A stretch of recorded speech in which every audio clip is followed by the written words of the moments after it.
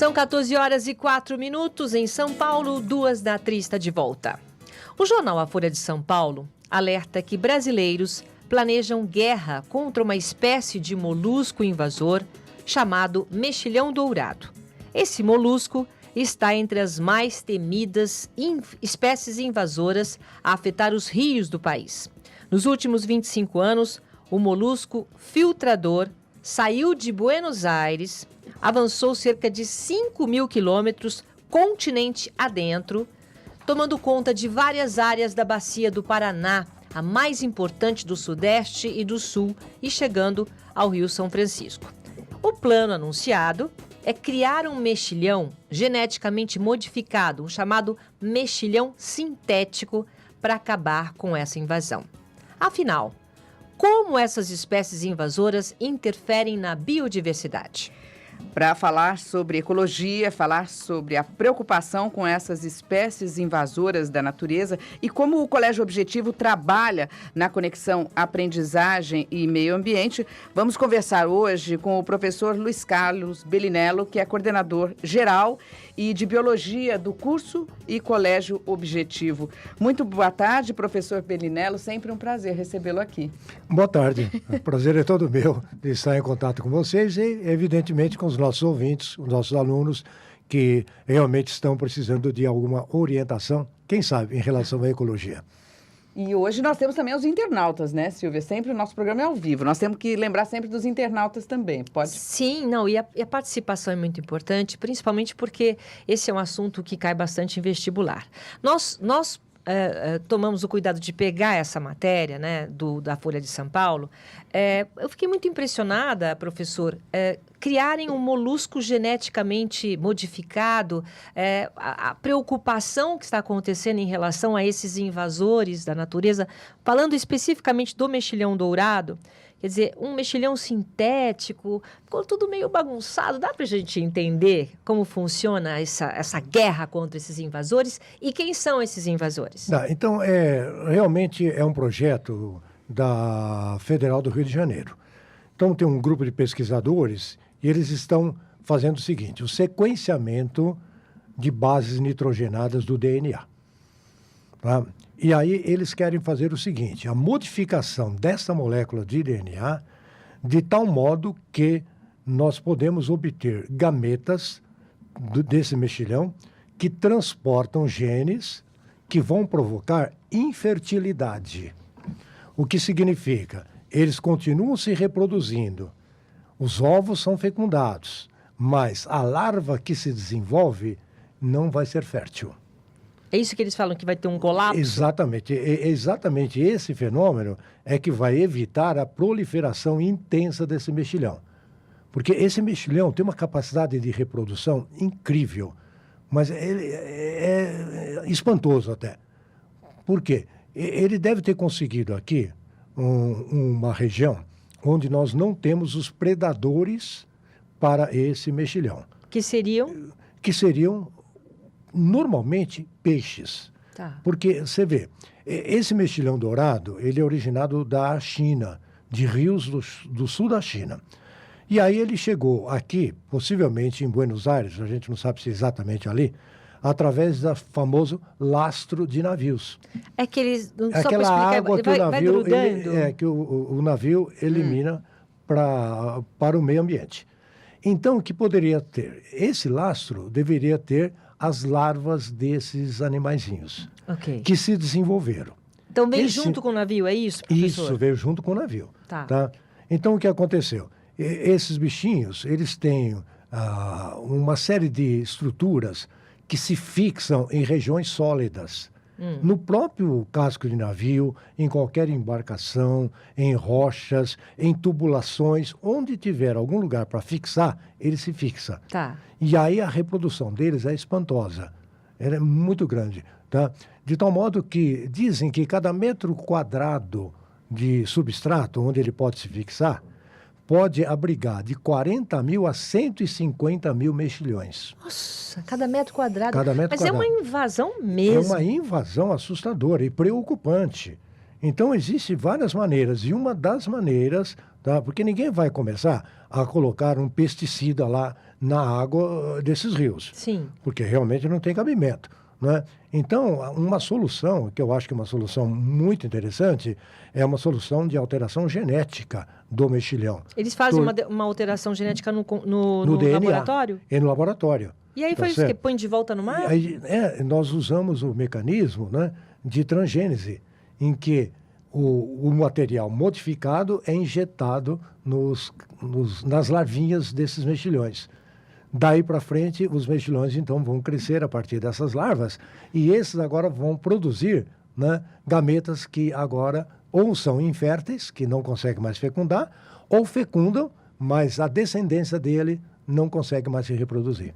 Nossa, mas vai demorar isso. Vai. É mais ou menos, só para o pessoal ter uma ideia, aquilo que a gente fez com o mosquito, o Aedes aegypti. Nós modificamos. É isso aí. É uma ideia mais ou menos parecida do Aedes aegypti. Por quê? Porque aí nós modificamos o macho. Então o macho fecunda a fêmea, mas os embriõezinhos que vão surgir ali serão estéreis. Mas isso não é um processo que demora, professor? Nós estamos falando de milhões de anos, milhões de mexilhões e de muitos anos, mas né? vai levar muito tempo para acabar. Não vai ser assim, não. Tá? Porque realmente é uma tentativa de uma solução que vai ser muito difícil de ser controlada. Professor, mas isso seria para o equilíbrio da própria natureza ou não? Não, não é. Aí entra a ecologia na brincadeira, né?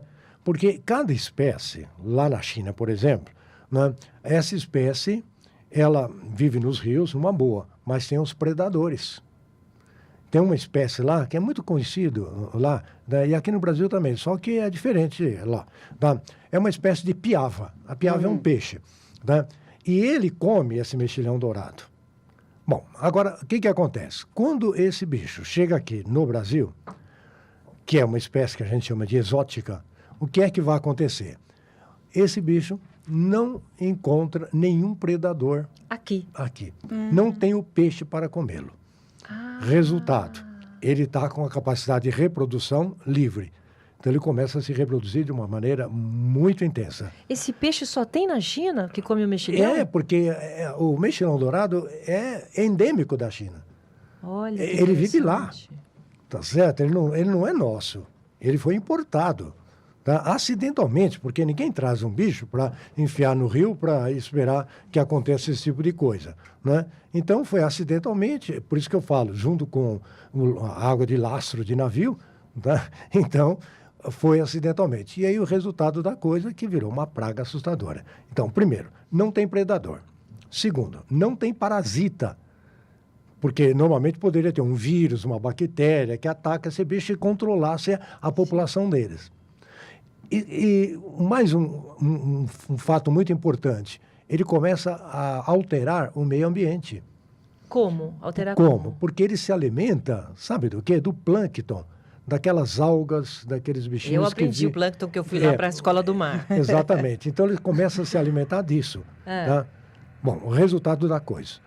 Eles estão tão numerosos que o plâncton está sendo reduzido progressivamente.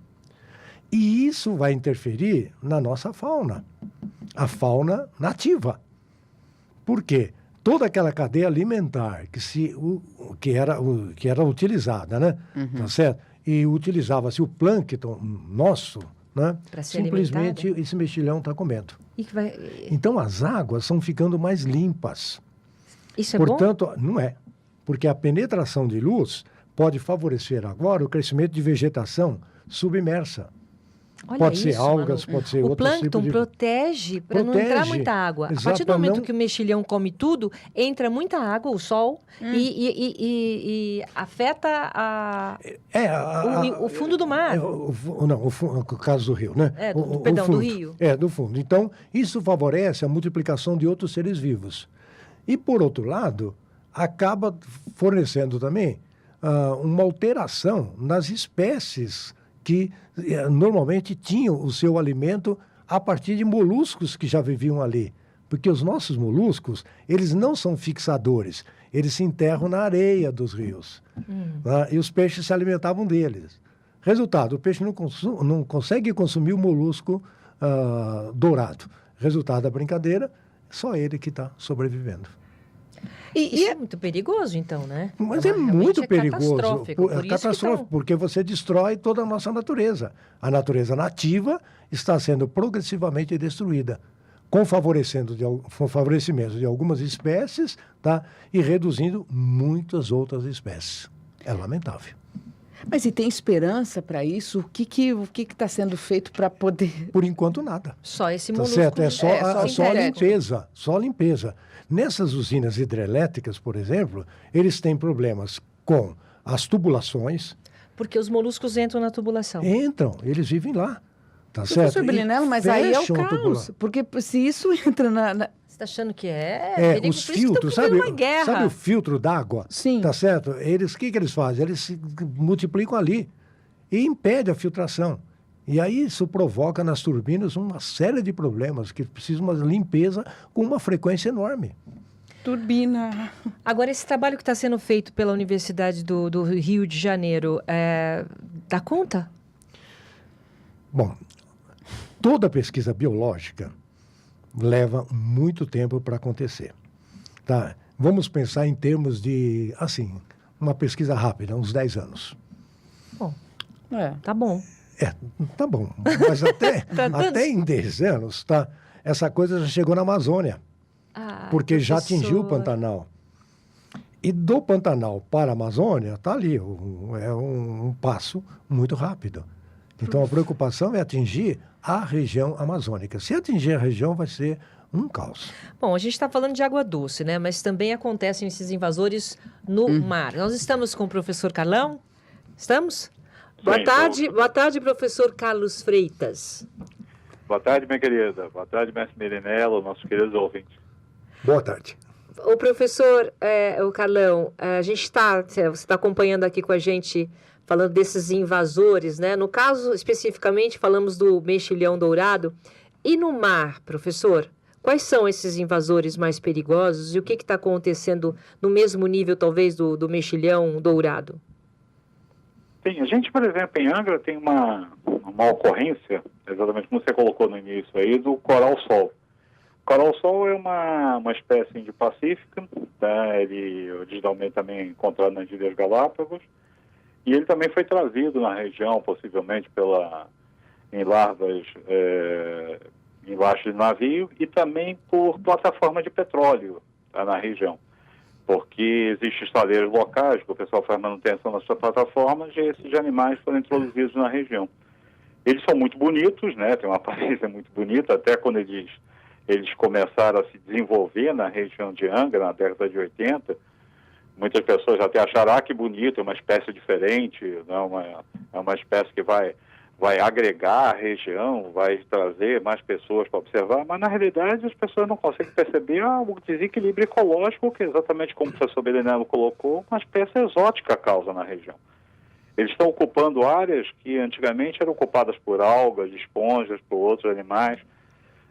Não existe um predador natural. Pra você ter uma ideia, em 2000 foi feito um levantamento, só na Ilha Grande a gente tinha em torno de 30 locais onde a gente tinha essa presença desse coral. Em 2011, depois de uma década, são 78 locais, quase o dobro no período pequeno, né? Então, eles causam um desequilíbrio ecológico muito grande, estão competindo com espécies locais. É a competição que a gente chama de interespecífica, né? Entre espécies diferentes. E como ele tem muito mais resistência que as espécies locais, ele está se proliferando de uma maneira desordenada na região. Ok, Carlão. Vamos passar a bola aqui para o professor Belinello, que vai poder explicar um pouco melhor sobre a ação desses invasores lá, professor. Sim. Na verdade, o que o Carlão disse, né, foi a nossa preocupação com o meio ambiente.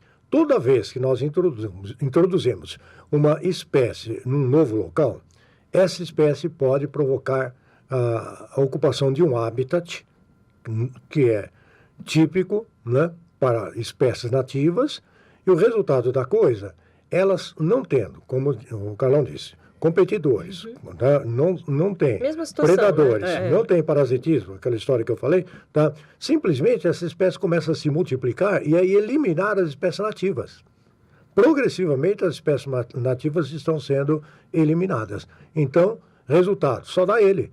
Então ele começa a multiplicar de uma maneira exagerada e toda aquela fauna nativa, tá, e a flora também, no caso algas e tudo mais, acaba cedendo espaço para eles. Realmente isso é lamentável. Isso acontece no mundo inteiro, hein? Eu estava lendo, inclusive, né, essa famosa água de lastro, lá nos Estados Unidos, né, dizem que por minuto 150 mil litros de água de lastro são lançados nos portos americanos. Água de lastro é o quê? É, água de lastro, aquele dos navios. Aham. Tá? E junto com essa água vão larvas, ovos, sementes, tudo que você pode imaginar de seres vivos. Resultado da coisa, o que nós estamos com preocupação aqui, a preocupação lá é muito grande. Inclusive, muitas espécies lá já foram eliminadas exatamente pela competição com essas espécies introduzidas, as exóticas. Agora, o professor, nós estamos por telefone com o professor Carlos Freitas, que é biólogo e cuida especificamente, é o coordenador da Escola do Mar. Professor, o que está sendo feito, o que está sendo mostrado para os alunos que vão para a Escola do Mar e podem presenciar essas invasões, né, na natureza? O que de mais importante você passa para esses alunos? Eles podem ajudar de alguma forma?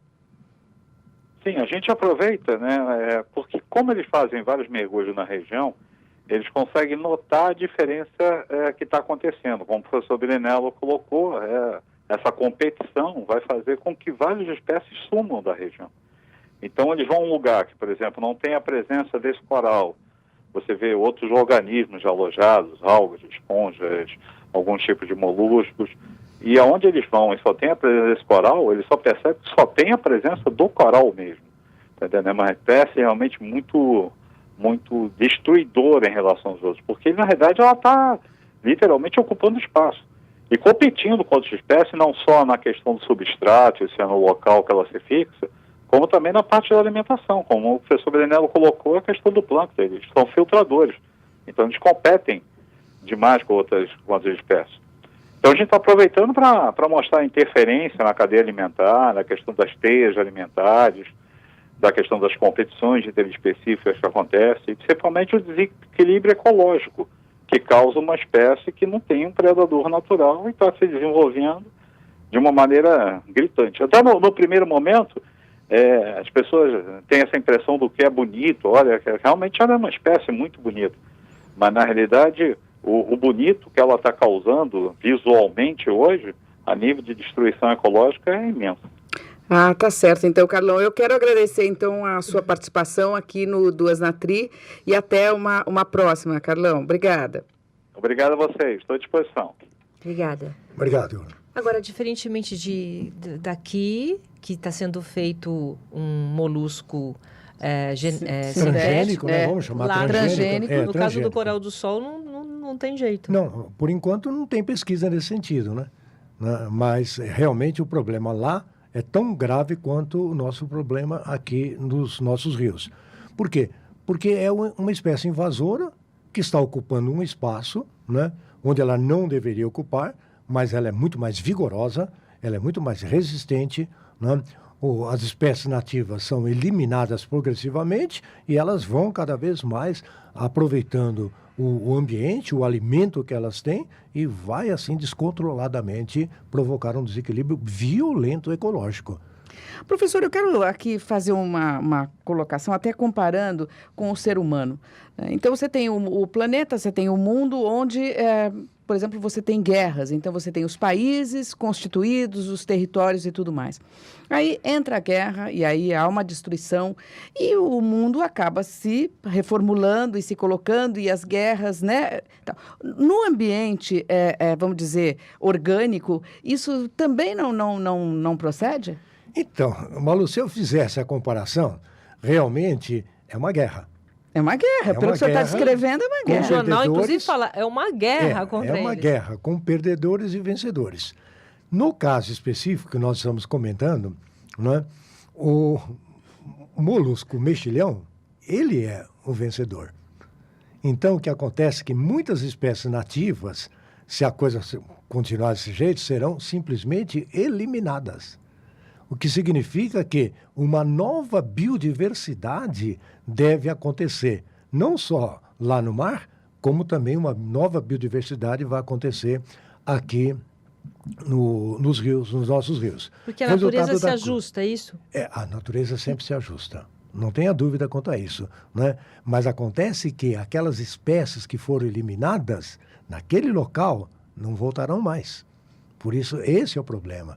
Porque a natureza levou bilhões de anos para estabelecer o que nós temos hoje. Simplesmente a introdução de espécies que não existiam numa determinada área acaba simplesmente eliminando essas espécies nativas, que nem sempre elas são tão adaptadas às novas condições propostas pelo mexilhão. O mexilhão é o dominador. O professor... É uma guerra mesmo. É uma guerra, professor. E a natureza se defende, né? Se defende, exatamente. Ela tá refém nesse momento. Então, ela precisa da ajuda do homem. Exatamente. É isso? Né? Não, eu fiquei pensando na natureza, Hitler e seus exércitos, Império Turco-Otomano, né? No mar, no rio, né? Nos rios deve acontecer a mesma coisa, também não, é a mesma professor? coisa. Né? E outra coisa que aconteceu nesse final de semana, teve um recuo muito grande do mar. Estava até comentando, quer dizer, aí foi por causa dos ventos. Estão acontecendo coisas que não aconteciam antes, por conta do quê? Talvez de uma reação de defesa da natureza? Não, eu acho que não. Aí, nesse caso, realmente, são fenômenos que ocorrem muito raramente, muito esporadicamente, mas pode ocorrer. Esse recuo de mar, né, pode acontecer. Mas isso não vai afetar a biodiversidade, não. Tá? São fenômenos que ocorrem, mas francamente, eu não saberia explicar exatamente. Não né, tem nada a ver com a biodiversidade. Se isso pode provocar ou resulta de alguma ação humana, por exemplo, tá, no nosso planeta Terra. Francamente, eu não saberia explicar. Sim. Se a ação humana poderia estar envolvida com isso. Não, eu acho que é simplesmente um fenômeno natural. Ok. Tá? Mas esses fenômenos naturais podem ser alterados por ação humana, sem dúvida nenhuma. Um dos mais importantes é o aquecimento global. O aquecimento global realmente é preocupante, se bem que alguns presidentes aí não aceitam o aquecimento global. Mas é muito preocupante, porque o aquecimento global pode levar a uma série de fenômenos importantes na natureza. Por exemplo, derreter calotas, geleiras, aumento do nível de mar progressivamente, né? E alteração de temperatura no mar pode provocar um desequilíbrio muito grande do plâncton, porque associado com a temperatura está também a acidez, porque o CO2 que se dissolve na água torna o meio realmente ácido. Então, o plâncton, por exemplo, pode simplesmente ir desaparecendo. Aí consequentemente, as cadeias alimentares vão ser reduzidas, a alimentação humana fundamentalmente vem do mar, isto é verdade, tá? E o resultado, então, vai ser um desastre preocupante. Professor Bellinello, e aí já entramos em outro assunto também. Questões dos vestibulares. Aquecimento global é um tema essencial quais são os principais, professor? Então, se a gente pensar em termos, por exemplo, de vestibulares, né, nós temos uma série de coisas importantíssimas que são relacionadas com a física, a química e a biologia. Tá? Então, são fenômenos que são, por exemplo, o efeito estufa. O efeito estufa envolve não só a química, a biologia, como a física. Então, o aluno tem que realmente conhecer quais são os problemas físicos, aquela história, né, dos gases envolver a Terra e segurar o quê? Segurar a radiação infravermelha, aquela radiação que é o calor. Então, o aquecimento do planeta vai acontecer. E quem explica isso é a física. Tá. E aí, o CO2 envolve exatamente em aquecer e, consequentemente, destruir o quê? Uma série de ecossistemas. E esses ecossistemas, então, significa que muitas espécies podem ser extintas. Isso o aluno tem que estar o a par aluno, de tudo. o aluno tem que estar a par disso aí. Então, Tá certo? o efeito estufa, ele tem que estudar essas 3 disciplinas. Exatamente, as 3 O que disciplinas. causa Tá. realmente É. o efeito. Mas é Agora- o que está, é o primeiro, a primeira preocupação que o aluno deve ter. Esse é um tema que ele não pode deixar de lado, Não, professor. inclusive, esse é um tema tão comentado no ensino médio, inclusive nos cursos, né, que os alunos realmente estão bem por dentro disso. Porque nós comentamos na biologia, a química e a física comenta. Então, eles estão por dentro disso e estão preocupados, inclusive, com esse fenômeno. Né? O que eu acho uma graça é isso, né? Eles aprendem, mas também estão preocupados o que eles Sim, podem fazer para preocupados, mudar isso. Exatamente. Os alunos, realmente, hoje, né, nós temos uma série de alunos que mostram para a gente o interesse por pesquisa. Ai, que maravilhoso. Isso eu acho muito legal. É. Tá? O brasileiro, nós aqui do Brasil, nós temos cada cabeça desses moços aí, dessas meninas, tá? Geniais. Pessoas muito inteligentes, que quando eles levantam a mão, fazem perguntas muito legais, Surpreendem inteligentes. até você que está tanto tempo. Inclusive hoje, eu estava dando aula, um aluno levantou a mão, fez uma pergunta muito legal. Eu falei para eles, olha, uma coisa que eu sempre comento com todos os meus professores, eu aprendo com vocês. Ai, professor, qual Porque- foi a pergunta? Conta para nós. Ai, Não, e que humildade. uma pergunta sobre ecologia, uma pergunta bem complexa, tá? Aqui não vale a pena a gente comentar. Mas, então, a pergunta se baseava numa questão colocada em vestibular e o aluno falou assim, professor, mas e se eu pensar assim? Olha Aí só. eu falei, é genial. Então, você realmente é um cara que está olhando o outro lado da coisa, não só decorando essas coisas que nós estamos comentando. Porque, de um modo geral, a gente fala, a biologia é decoreba. Não é, não. Tá? Exige um pensamento muito claro dos alunos. Tá? Eu passo a matéria para eles, tá? Eles julgam aquilo e formulam na sua cabeça, tá, uma série de perguntas. Isso é o pesquisador. O pesquisador é aquele que se interessa em dar resposta para coisas que nós não conhecemos. E essa é a parte fundamental. Esses alunos são ótimos. 10 para eles. Aliás, professor, nesse quesito pesquisa, é bom que a gente também preparou aqui para mostrar para o senhor um aluno nosso, ele é o César. Ele esteve, eu acho que há cerca de um ano e pouco, você conhece essa história, né, Silvia? Ele foi para o sítio de um tio dele, acho que nós temos até a imagem aí. Olha só, ele foi no sítio e aí tinha um lagarto que queria, comia os ovos da galinha. Um TU. Isso, Ah, chama TU? teiu. Finalmente Então, alguém aí que falou eu vi nome agora. certo. A gente queria descobrir. Parece o TU.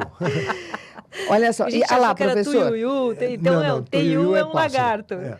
Olha lá, ele pegando os ovos da galinha. galinha, E isso. esse aluno era um aluno de robótica. E ele fez a imagem, ficou ali capturando essa imagem para poder imaginar uma solução. Quer dizer, essa ideia que o senhor está falando de pesquisador, é o aluno que pensa, quer dizer, ele vai umas férias ou no final de semana no sítio da família e lá ele aplica o conhecimento aprendido em sala de aula, né? E ele queria Exatamente. criar um robô para justamente impedir claro. isso. Então, vamos imaginar que ele está pensando assim, ele está na área de robótica. Então, ele está pensando em construir algum aparelho, alguma coisa que possa espantar esse tuiuiu, sem matá-lo. Tuiu. Tuiu. Tuiuiu não. É a Silvia que te confunde. Você falou Ela que te tuiuiu, eu confundiu. treinei. O teiu. Tá? Então, espantar esse bichinho para ele não atacar, por exemplo, o galinheiro e pegar os ovos, né? Então, aí surge a parte biológica na brincadeira também. Tem a parte do lagarto. Porque o lagarto está vivendo num habitat. O homem chega e começa a destruir o seu habitat. É verdade. E nesse habitat, esse animal tinha o seu alimento. Ovos de passarinhos e uma série de coisas. Tá? Ovos de outros lagartos e tudo mais. Ele tinha lá o seu espaço e o seu alimento. Aí vai o homem, o que ele faz? Faz o que a gente costuma dizer em ecologia, a fragmentação de habitat. Nós destruímos o habitat para construir as nossas casas, para construir os nossos campos de cultivos, né? E aí esse habitat fica fragmentado. Resultado, onde esse animal vai procurar o seu alimento? Ele tem que se aproximar do homem. É a lei da sobrevivência. É a lei da sobrevivência, exatamente. Então ele vai atacar o quê? O que ele gosta, o ovo da galinha. Então, se ele conseguisse, vamos supor, desenvolver um mecanismo aí precisa estudar o TIU também, tá? Para espantar o animal, para ele não chegar, então ele preservaria o ovo da galinha e espantava o TIU. Só que o TU ia ficar sem comida. E ficaria sem comida. Quer dizer, você percebe como tudo É o equilíbrio tem um ecológico. equilíbrio muito grande. Quer dizer, qualquer coisa, qualquer detalhe, um fragmento que o homem se coloque na natureza já modifica tudo, Já professor. modifica, exatamente. Então, você vê que hoje, um dos grandes problemas que nós temos em ecologia é o que eu acabei de dizer. E isso também é pedido por os vestibulantes. É a fragmentação de habitat. Ai, que expressão bonita. Fragmentação de Habitat. O que é o habitat? Habitat é o lugar onde vive aquela espécie. Claro. Ok. Tá legal? É o lugar onde ela está. E ali ela ocupa o que a gente chama de um nicho ecológico. Que é dela. Que é dela, tá? Então ela está adaptada ali. E com as espécies que elas estão se relacionando, tá? Então existe um equilíbrio. Tem ovo suficiente para o lagarto comer, tá certo? Tem ovo suficiente para um passarinho depois se desenvolver, formar a população deles. Então há um equilíbrio nisso. No momento que nós fragmentamos esse habitat, destruímos a vegetação, nós simplesmente estamos colocando as espécies em risco de extinção. E aí, quando a fome bate, vamos assim dizer, ele vai atacar o quê? O galinheiro, para pegar o ovo. Aí fala, o lagarto está atacando... Exatamente. Então, o lagarto, ele, de repente, ele virou o bandido da história, mas ele não é. Ele não é um Ele é culpado. uma vítima. Ele é uma vítima, exatamente. Ele é uma vítima. E é como na sociedade também, como né? na sociedade, exatamente. Né? Tá? Você, a pessoa sente fome, o que ela vai fazer? O que ela vai fazer? Esse é um problema. Professor, então o que o aluno... O que o aluno hoje que está se preparando para os próximos vestibulares mais importantes do país, o que ele tem que realmente se preocupar quando vai estudar a área de ecologia, de biologia? Então, a ecologia é uma parte que hoje, como eu já disse para vocês, é uma parte muito interessante do exame de biologia. Tá? O Enem, por exemplo, explora muito a ecologia, assim como a Unesp, a Unicamp e todos os vestibulares exploram. Sempre tem questão de ecologia. Agora, a ecologia é uma matéria, para a gente estudar a nível de ensino médio, é fácil. É fácil mesmo, é uma matéria tranquila. Senhor. Fácil, Não, mas eu aprendi muito já aqui. Os alunos entendem os conceitos ecológicos de uma maneira muito simples. O que é o habitat, o que é o nicho ecológico, o que é uma cadeia alimentar, tá certo? Tá? O que é uma sucessão ecológica. E são assuntos relativamente simples. O problema é interpretar as questões. Porque eles bolam as coisas de uma tal maneira que ele, o aluno, tem que simplesmente colocar o que ele aprendeu dessa simplicidade de teoria dentro daquele esquema montado na questão. E aí surge uma série de dúvidas entre os alunos. Portanto, é uma matéria fácil da gente, professor, passar para o aluno e difícil para o aluno responder às questões. Interessante. Porque a ecologia está aí, né, aos nossos olhos, né? Exatamente. E as propostas nem sempre são propostas muito claras. Porque cada um que formula uma frase, ele formula de acordo com o pensamento que ele acha que está correto. E aí um aluno, um professor, poderia dizer, mas isso aqui não está correto, segundo o meu pensamento. Mas ele não pode fazer nada. E ele não pode fazer nada, ele tem que enfrentar aquilo. Certo. Por isso que o meu conselho para alunos, né, é fazer o máximo possível de questões de ecologia. O nosso material, por exemplo, é riquíssimo em questão de ecologia. E o aluno, quanto mais ele fizer essas questões, maior chance de ele enfrentar uma questão lá de ecologia no vestibular, que ele saia com rapidez. Mais treinado. É treino, exatamente, é treino. Né? Principalmente para as Então, pegadinhas, que existe ainda, né? Não tem mais. Não tem Não mais. tem mais pegadinha? Não tem mais pegadinha. Quer dizer, interpretação mesmo. Exatamente. Hoje é interpretação de um texto geralmente curto, na parte biológica, é claro, né? E aí, então, aquelas alternativas, né, referentes ao texto e ao que ele aprendeu.